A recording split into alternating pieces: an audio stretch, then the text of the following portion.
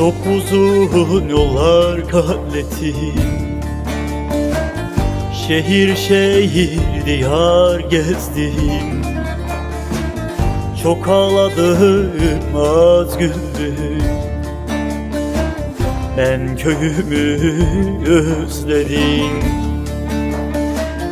Çok ağladım, az güldüm, ben köyümü özledim. Memleket, memleket, benim güzel memleketim. Dağına, taşına, havasına hasretim.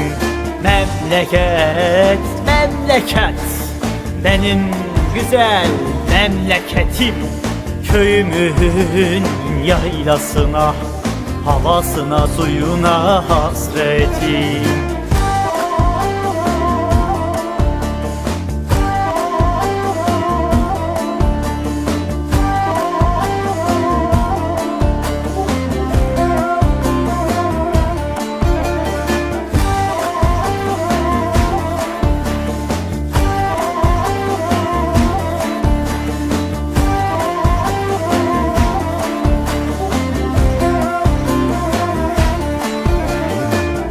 Gidip gelenlere özendim, gurbet ile gülerim sandım.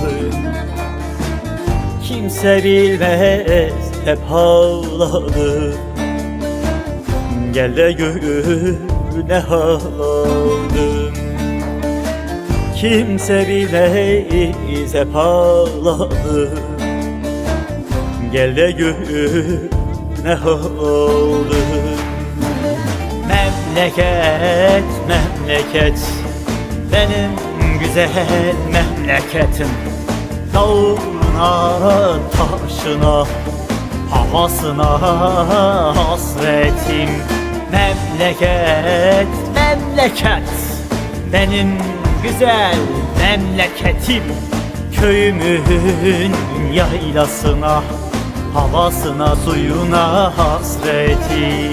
Memleket, memleket, benim güzel memleketim.